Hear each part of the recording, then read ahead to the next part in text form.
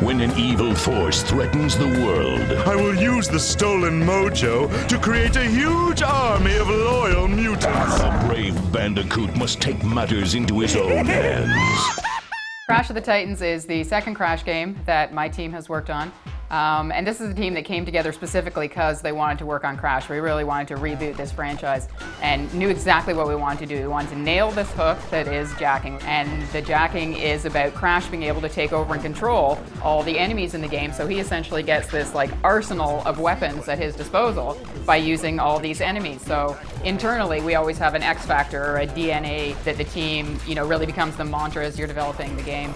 And ours was multiple playable weapons, and that's exactly what we wanted it to feel like. It's about bringing a bunch of power to Crash and just giving him this really enormous range of abilities. Crash has his own full combat moveset, which you unlock as you move through the game, so you get better and better stuff. You can chain his combos together and everything. So he will encounter an enemy in the game, and he basically needs to beat them up enough with his moves to stun them. So they're kind of dazed and stars appear above their head. And at that point, he can take over and control them. And then suddenly he's on top of them. He's literally riding them.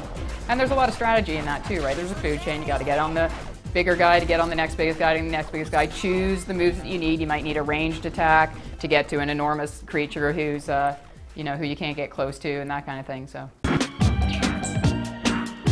The Wii was basically really fun to develop for, and the first thing we didn't want to do was use Wii gestures gratuitously.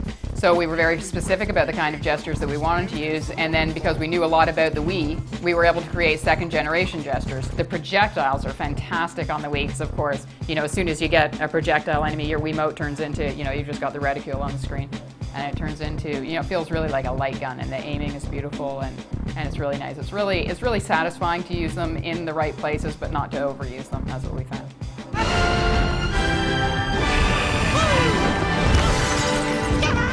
So we wanted true cooperative play.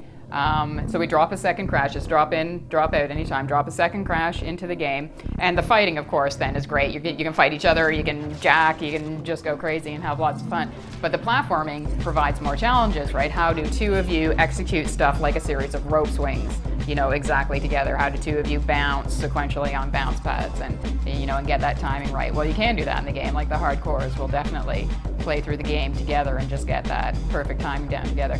But because we had this concept of jacking, we thought, well, if in our co-op you actually jacked onto the other co-op character, then you could move through something like a series of bouncy pads by automatically swapping. So you jack onto him, and then you bounce up, and then the roles are reversed. So now I'm in control, and now you're in control, and I'm in control, and you're in control. So you get this enormous rhythm together. I mean, it's really like when you're playing tennis and you just get into a volley and it just is going perfectly together. It's that great feeling.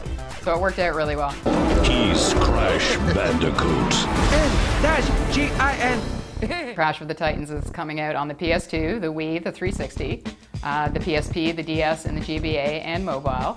In North America, it's on shelves on October 2nd, and in Europe, October 9th, this fall.